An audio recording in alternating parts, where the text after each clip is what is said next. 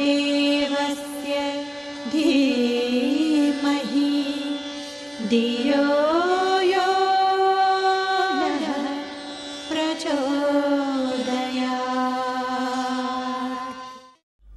ईमानदारी जीवन में अपनाए रहें तो उस ईमानदारी के सहारे हम लंबी मंजिल पार कर सकते हैं। भौतिकी दुनिया में दौड़ में पीछे जरूर रह जाएंगे, लेकिन आत्मशक्ति से हम आगे बढ़ेंगे, क्योंकि आत्मबल जो ईमानदारी से आता है वो बेईमानी से नहीं आता। ईमानदार हैं, एक बार दुकान पर टांग दीजिए कि हम औरों की दुकान से हम महंगा बेचते हैं और कीमत चाहे भले से 1 रुपया ज़्यादा हो, यदि हम ईमानदार हैं, मिलावट नहीं करते, तो हमारी दुकान से ही ज़्यादा बिकेगा अपेक्षा उसके जो मिलावट की जाती है, स्वास्थ्य खराब किए जाते हैं और उन्हीं की दुकान से बिकता है। तो हम सस्ता बेच रहे हैं, सस्ता नहीं बेच रहे बल्कि और महंगा बेच रहे हैं, स्वास्थ्यों को खराब कर रहे हैं। पर ईमानदारों की तुलना में बगैर ईमानदारी के कमाया हुआ धन वो बेकार होता है, बेकार होता है। एक उदाहरण है स्वामी नारायण का। जो सहजानंद एक दर्जी था और स्वामी नारायण एक संतु हैं। उस संत का वो अंगरखा सी रहा था। अंगरखा कहते हैं यहाँ गुजरात में पहना जाता है, राजकोट और उसके भावनगर की तरफ पहनते हैं उसको, काठियावाड़ी। तो एक राजा था, राजा ने ये कहा उस दर्जी से, दर्जी जब सिल कर के लाया तो दर्जी से एक सवाल किया कि भाई ये बता, इतना सुंदर तुमने सिला है इसको, क्या तुम और भी कोई अच्छा सिल सकते हो? तो उस दर्जी ने एक जवाब दिया। उन्होंने कहा देखिए मैं आपके, उन्होंने कहा कि हम पैसा तुमको ज़्यादा देंगे, जितना तुम सुंदर सिलोगे उतने ही हम तुम्हारे पैसे बढ़ाएंगे, उतना ही हम तुम्हें रुपया ज़्यादा देंगे, तुम मांगोगे उससे अधिक देंगे, क्योंकि तुम्हारी सिलाई हमको पसंद आई है। तो उसने कहा कि देखिए मैंने पैसे के लिए अपने ईमान को नहीं बेचा है, जिस तबीयत से मैंने इसको सिला है वो ही तबीयत मैं आपके में लगाऊंगा, आपका क्यों और इससे बढ़िया सिलूंगा इसलिए कि मुझे पैसे मिलेंगे। नहीं, पैसे की मेरे सामने कोई कीमत नहीं है, पर मैं अपना छोटापन मैं कहीं भी जाहिर नहीं कर सकता। मेरी ईमानदारी मेरे लिए और आपकी संपत्ति आपके लिए है। मैंने पैसों के लिए अपने ईमान को नहीं बेचा है। ईमानदारी सबको प्रिय होती है और ईमानदारी का जीवन जो जिया जाता है, दूसरे अहंकार भले ही पैदा कर लें अपने लिए, लेकिन उनकी आत्मा मलिन हो जाती है और गिर जाती है एक सच्चाई के सामने। एक सच्चाई के सामने वो गिर जाता है। राम शास्त्री थे, एक राजा के यहाँ काम करते थे। तो रानियों ने सोचा कि ये जो राम शास्त्री हैं ये तो निर्धन है, इनके पास कुछ है भी नहीं। तो उन्होंने कहा भाई तुम आते हो एक दिन अपनी पत्नी को भेजना हमारे यहाँ। तो पत्नी उनकी गई, पत्नी गई और वहाँ जाकर के खड़ी हुई। तो रानियों ने उसको आभूषण पहनाए और उसको सजा करके साड़ी पहनाई और डोली में बैठाल दिया। डोली में बैठाल दिया और वो अपने घर रवाना हो गई। कौन? राम शास्त्री की पत्नी। जब वो घर जा कर के पहुंची और कुटिया का दरवाज़ा खटखटाया तो राम शास्त्री ने खोला। खोल करके जो उन्होंने देखा तो बहुत चक्के रह गए। उन्होंने कहा मेरी पत्नी, जिसको कि मैंने इतने संस्कार कूट कूट के इसमें संस्कार भरे थे, आज ये चकाचौंध में कैसे आ गई, कैसे विचलित हो गई और कैसे इसके अंदर लालच कहाँ से आ गया। वो हैरान हो गए और हैरान हो करके उन्होंने भीतर से किवाड़ लगा दी, भीतर से किवाड़ लगा दी। उसने फिर दरवाज़ा खटखटाया, भीतर से उत्तर मिला कि कौन है। उन्होंने कहा कि आप नहीं समझते, मैं आपकी पत्नी हूँ, दरवाज़ा खोलिए। उन्होंने कहा नहीं, ये सजी धजी महिला मेरी पत्नी नहीं हो सकती। मेरी जो पत्नी थी वो तो फटे पुराने कपड़ों में थी, वो हीरा थी, उसकी उसमें चमक थी। ये तो हीरा नहीं है, ये कांच है, इसमें वो चमक कहाँ है, वो तेज, आत्मा का तेज कहाँ है। वो तो गिर गई और वो लालच में आ गई और मेरी पत्नी मर गई। उन्होंने कहा देव, मैं मरी नहीं हूँ, मैं विचलित जरूर हो गई थी। और उसने तभी कपड़े उतार दिए, सारा जेवर उतार दिया और जैसी पूर्व में गई थी वैसी उनके सामने उपस्थित हो गई। उपस्थित हो गई तो राम शास्त्री ने कहा कि देव, जो हमारा आत्म संतोष था, जो हमारा पुरुषार्थ, जो हमारा कमाया हुआ था, उसमें हमें तो संतोष था, शांति थी, और इसमें तो हम दूसरे के सामने गिर गए, क्योंकि दूसरे ने हमको दिया है, हमारे स्वयं की कमाई नहीं है। उसको अपने कर्तव्य का भान हो गया, कर्तव्य का भान हो गया। इसी तरीके से द्रौपदी की साड़ी थी, जब चीरहरण हुआ तो उसने भगवान को पुकारा। जब भगवान को पुकारा, रो रही थी द्रौपदी, रो रही थी, कह रही थी कि मेरे 5 पांडव जो योद्धा माने जाते हैं, आज वो आत्महीनता से इतने ग्रसित हैं कि न वो अपनी तलवार को उठा सक रहे हैं, जिसने कि महाभारत को जीतने में सफल हो सकते हैं। आगे चल कर के वो सफल हुए, अर्जुन से लेकर और भीम से लेकर ऐसे बड़े बड़े योद्धा थे, लेकिन निष्क्रिय बैठे थे और वो रो रही थी। उसकी आवाज़, द्रौपदी की आवाज़ जब कृष्ण ने सुनी तो नंगे पांव दौड़े आए। उन्होंने कहा कि मेरे भक्त पर आपत्ति आ रही है। तो उसने कहा कि क्या बात है द्रौपदी। उन्होंने कहा कि भगवान, मेरी लाज लुटी जा रही है, मुझे बचाओ, मुझे बचाओ।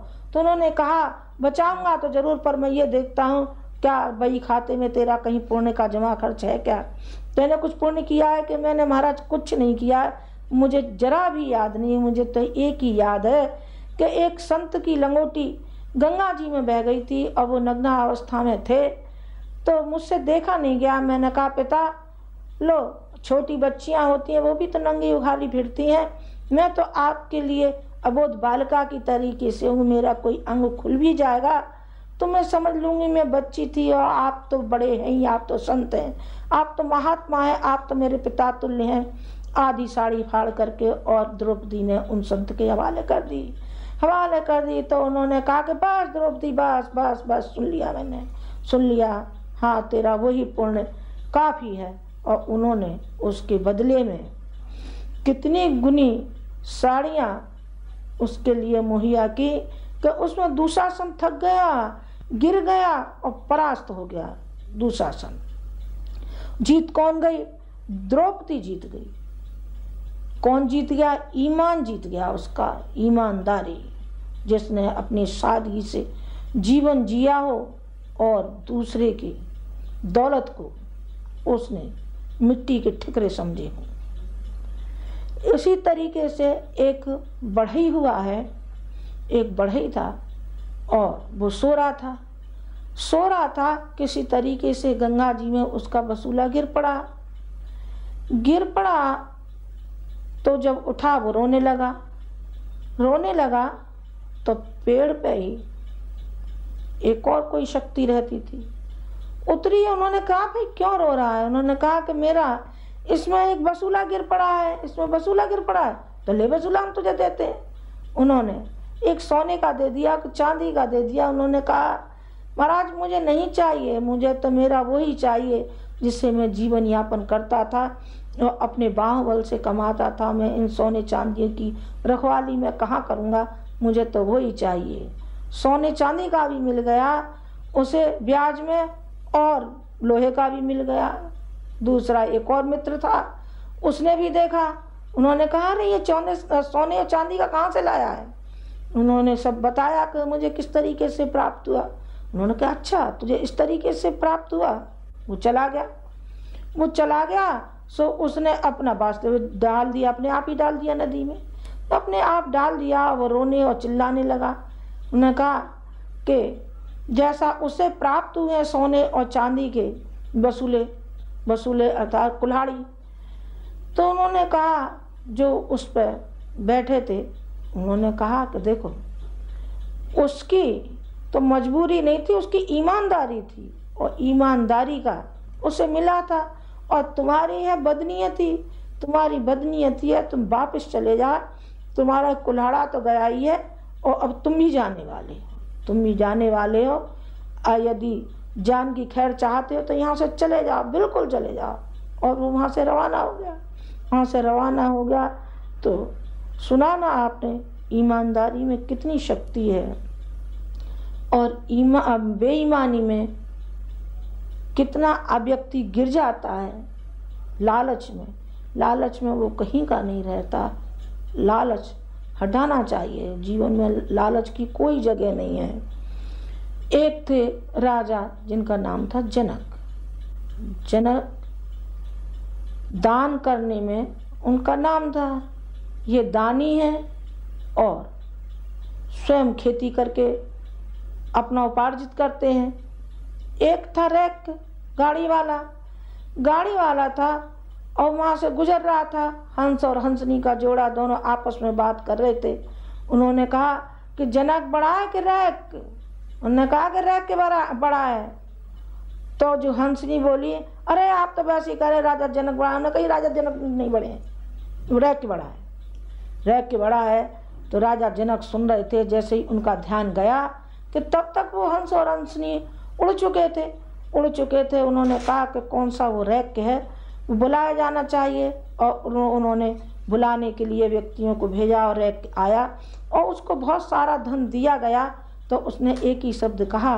उन्होंने कहा महाराज मैं तो अपने 20 की कमाई खाता हूँ और जो भगवान ने मुझे दिया है बस मैं इसी में संतोष करता हूँ, मेरे लिए यही पर्याप्त है। ले जाइए अपना धन, मुबारक है आपका धन। कोई मैं लोकोपयोगी काम करता होता, लोक कल्याण का या समाज का कोई काम करता होता तो जरूर मैं आपके धन को प्राप्त करता। जब मैं तो अपनी गृहस्थी का पालन करता हूँ, कुटुंब का पालन करता हूँ, तो फिर मैं आपका धन क्यों लूँगा। मैं अपने पुरुषार्थ से अपने बच्चों में, अपने परिवार में, अपनी पत्नी में संस्कार दूंगा और ये कहूँगा कि रूखी रोटी खा लेना पर किसी का दिया हुआ मत खाना, इससे तुम्हारी आत्मा गिर जाएगी और तुम कहीं के नहीं रहोगे।